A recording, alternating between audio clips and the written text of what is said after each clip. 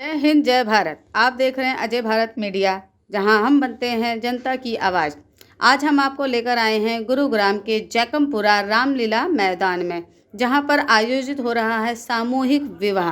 एक आवाज़ संस्था की ओर से इस विवाह का आयोजन किया गया है, जहां पर गुरुग्राम के जिला अध्यक्ष कमल यादव जी मुख्य अतिथि रहे और यहां पर और भी गणमान्य व्यक्ति आए, जिन्होंने वर वधू को अपना आशीर्वाद प्रदान किया। सामूहिक विवाह समारोह में आए हुए हैं एक आवाज़ की तरफ से, क्या कहेंगे इस समारोह के लिए और आशीष गुप्ता जी?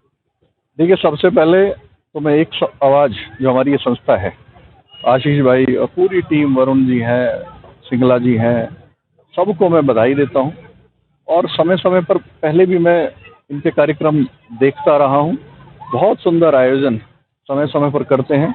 और विशेषकर अगर मैं कोरोना काल की बात करूँ तो इस संस्था ने बहुत अच्छे काम गुरुग्राम के अंदर किए हैं। आज ये चार जो शादियों के जोड़े हमारे सामने हैं, इनको मैं अग्रिम शुभकामनाएं देता हूँ उज्ज्वल भविष्य की। और जो संस्था है हमारी, उसको मैं कहूँगा इस प्रकार से कार्यक्रम चलते रहें, समाज के साथ में मिल करके चलते रहें। और जो गरीबों की सेवा, असहायों की सेवा, जितनी भी सेवा हमसे बन पड़े, एक मानव होने के नाते उसमें ये आगे बढ़ करके वैसे भी कर रहे हैं और हम सब मिलकर भी इनके साथ लग करके इनको और आगे बढ़ाने का काम करें।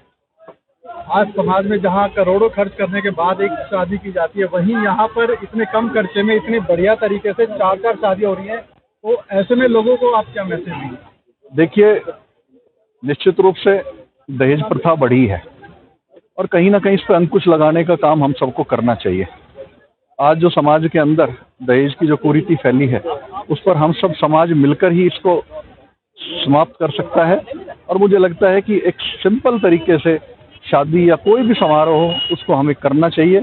और एक आने वाले समय में ये कार्यक्रम जो इस प्रकार के रखे गए हैं, ये मील के पत्थर के रूप में साबित होंगे।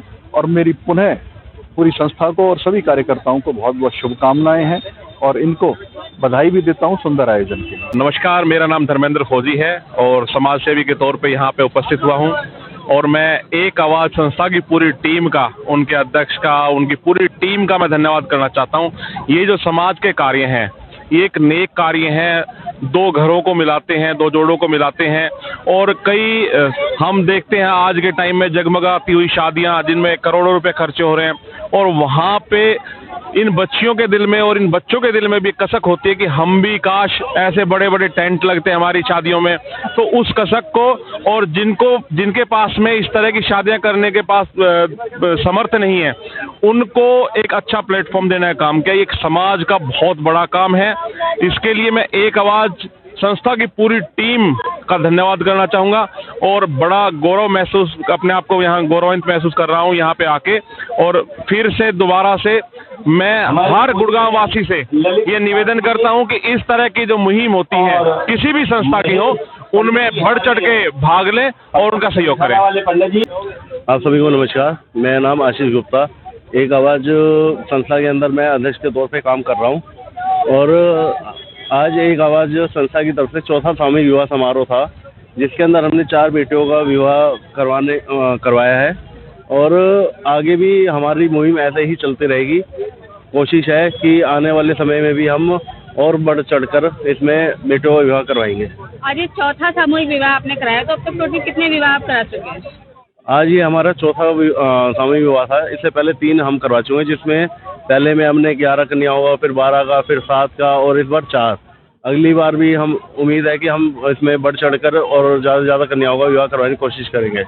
आशीष जी, क्या कारण है कि सामूहिक विवाह के अंदर जो संख्या है वो घटी है इस बार? एक्चुअली सामूहिक विवाह में जो संख्या घटी है, उसका सबसे मेन कारण जो है, और जिसको हम साथ लेके चल रहे हैं, आजकल फेक जोड़े बहुत आ रहे हैं। वो हमारे पास आते हैं, रजिस्ट्रेशन करवाते हैं, पता चलता है कि उनकी शादी ऑलरेडी पहले हो रखी है कोर्ट में या बाहर मंदिर में या कैसे भी। तो इसलिए हमने अपनी मुहिम को आगे बढ़ाते हुए संस्था में सारे पदाधिकारियों ने विचार करके इस पर ये निर्णय लिया कि हम जो बिल्कुल ज़रूरतमंद है और एक्चुअल में जिनको ज़रूरत है, जो एक्चुअल जोड़े हैं, हम उनकी ही करवाएंगे। चाहे हमारी संख्या 7 हो, 5 हो, 4 हो, उतनी संख्या हम कराएंगे, मगर हम एक्चुअल वालों को करवाएंगे। हम ऐसे नहीं करेंगे दिखावा करना है कि हमने 5 कर दी, हमने 8 कर दी, हमने 15 कर दी, हमने 20 कर दी। हमें वो दिखावा नहीं करना है।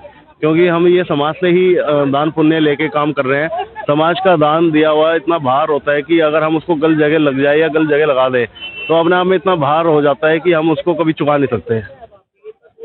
आशीष जी, समाज में दो धड़े होते हैं, एक अमीर वर्ग होता है, एक मध्यम वर्गीय वर्ग होता है। इन दोनों वर्गों को इस समारोह के माध्यम से आप क्या संदेश देना चाह रहे हैं?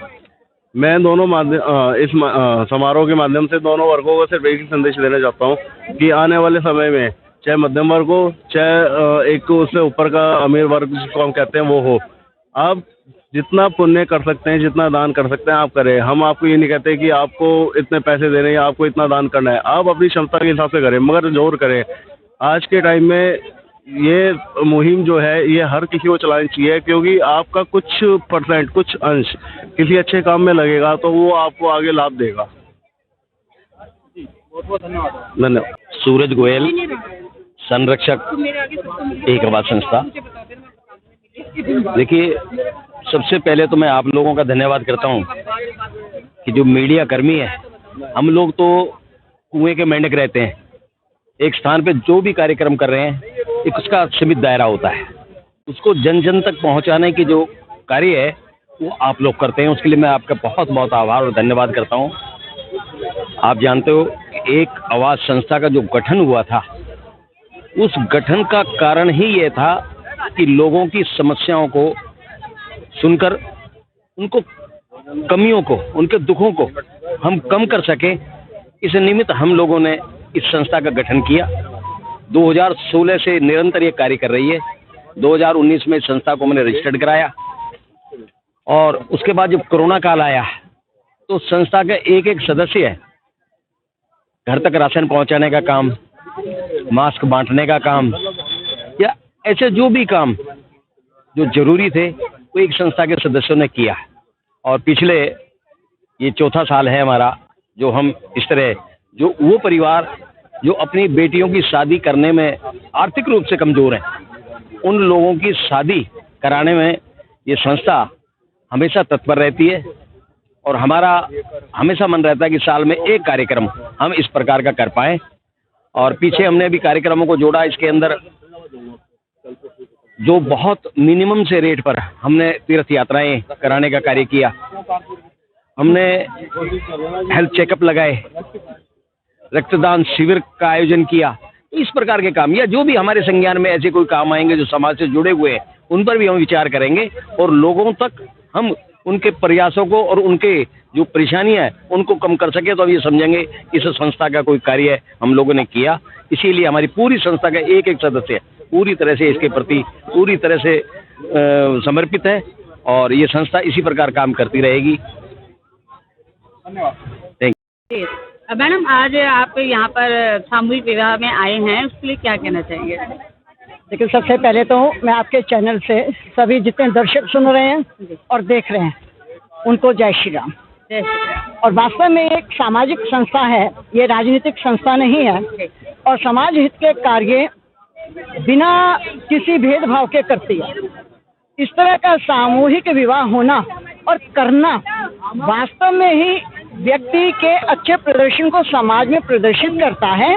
और ये लगता है कि निसंदेह कि बिना दहेज के भी, क्योंकि दहेज प्रथा एक बहुत बड़ा अभिशाप है, उस अभिशाप को मुक्त करने के लिए इस प्रकार सामूहिक विवाह हो। एक आवाज संस्था हमारी जो है ये बहुत सामाजिक कार्य करती है। प्रतिवर्ष ये चौथा समारोह है ऐसा जबकि हमने ये कार्यक्रम किया। और सबसे बड़ी बात मैं आपको बताऊं, इसमें बहुत सारे हमारे पास जोड़ों का आया, लेकिन पूरे डॉक्यूमेंट्स चेक करके तब हम उसको रजिस्टर्ड करते हैं, अन्यथा हम नहीं करते क्योंकि समाज के अंदर फ्रॉड बहुत है। आपने देखा है यहाँ पर 4 जोड़े कितने शानदार तरीके से हम बारात लेकर आए, नाचते कूदते आए, खूब अच्छा भोजन हुआ, जलपान हुआ, फेरे हुए, एक आनंद का उत्सव है। हमें ऐसा लगा आज जैसे हम अपनी बेटी को अपने घर से विदा कर रहे हैं। तो वो स्पंदन, वो एक जोश, वो एक जो उत्साह होता है वास्तव में बड़ा दर्शनीय होता है। मैं तो ये कहूँगी समाज को कि समाज के अंदर जितने संगठन हैं, हर संगठन को इस तरह का प्रयास करना चाहिए। और जब करते हैं तो देखिए जो उपेक्षित और वंचित वर्ग है उनकी बेटियां अविवाहित ना रहें, उनका भी परिवार बसे, आगे तरक्की रहे। अभी मैं जोड़े नंबर 2 पर थी, निर्मित्र थे साहब, हमने उनको यही आशीर्वाद दिया कि बेटा 2 तरफ का काम होता है, तुम लड़के वाले हो, लड़की को प्यार और इज्जत देना, लड़की तुम्हारे परिवार को देगी, स्वस्थ रहो, मस्त रहो, व्यस्त रहो, परिवार को आगे बढ़ाओ। तो ऐसे कार्यक्रम जैसे हमने एक आवाज वालों ने किया, चौथा सामूहिक विवाह, ऐसे जगह जगह, यदि गुड़गांव इतना बड़ा महानगर है तो ये प्रेरणा बिंदु है, लेनी चाहिए संस्था से प्रेरणा, तभी कार्य आगे बढ़ता है। विवाह के नाम पर जहाँ करोड़ों रुपए खर्च कर दिए जाते हैं, प्री वेडिंग शूट और महीने भर से पहले से ही, तो ये व्यर्थ की जो मित व्ययता है, इसके लिए आपका क्या? निसंदेह ये जो प्री वेडिंग शूट है ना, ये पाश्चात्य संस्कृति है, हमें संस्कृति से बचना चाहिए। हमारे बड़े बूढ़े भारतीय संस्कृति ये नहीं कहती कि लड़का लड़की पहले ही घूमे, वेस्टर्न ड्रेस में हो, अपने वो शरीर का प्रदर्शन कर, नहीं, हमारी मन मान्यताएं हैं भाई, हमारी कुछ धार्मिक वर्जनाएं हैं, हम उनको देखें और अपने माता पिता के आज्ञा के अनुरूप हम ये कार्य के आखिर में लड़का तो मिलना ही है, पति पत्नी तो रहना ही है। तो जो भी तुमने कार्य करना हो, विवाह उपरांत करोगे तो बहुत अच्छा लगता है, फजूल खर्ची से बचना चाहिए। और मेरा यदि व्यक्तिगत विचार आप लेते हो तो मैं तो ये कहूँगी कि विवाह के अंदर ये 8-8, 10-10 सब्जियां, करोड़ों की शादियां, ये भी बंद होनी चाहिए। हमारा संगठन ये आवाज उठाएगा कि जो मितव्ययता है, फजूल खर्ची है, इसकी तरफ हम ध्यान देंगे और आगे से हम 2-3 व्यंजन बनवाएंगे और अच्छा स्वागत करेंगे। लेकिन इससे भी बढ़िया अवसर होगा, अगली बार आप आएंगे तो और आनंदित होंगे, हमें और उत्साह होगा। धन्यवाद। धन्यवाद। मेरा शुभ नाम बीना जैन है, मैं एक आवाज़ की सदस्यता हूँ और इस प्रोग्राम को देख के मैंने फर्स्ट टाइम अटेंड किया, मुझे बहुत ही अच्छा लगा। जैसे बेटी पैदा होती है तो सब ये सोचते हैं, माँ बाप को चिंता होने लग जाती है कि शादी होगी, ये होगी। इस तरह के प्रोग्राम देख के कुछ लोगों को, कुछ माँ बाप को जिनकी बेटियां हैं, उन्हें ये शिक्षा मिलेगी कि नहीं, बेटी अपना भाग्य लाती है और जब शादी का टाइम होता है तो भगवान अपने आप कोई ना कोई रास्ता निकाल देता है। जीता जाता एग्जाम्पल ये सामने है आपके। सिर्फ गरीब घरों में ही नहीं, कई संपन्न घरों में भी शायद बेटी के जन्म पर आज भी खुशियां नहीं मनाई जाती है। हाँ, पर ये मतलब मेरे हिसाब से जिस तरह के बेटी जिनकी नहीं है शादी की, वो है, उन्होंने भी इतना बढ़ चढ़ के इसमें हिस्सा लिया है, क्योंकि इसको देखने से लगता है कि बेटियों का कन्यादान करना कितना हमारे समाज में, जो माने उसके लिए कितना अच्छा है और जो ना माने उनके लिए तो है ही नहीं है।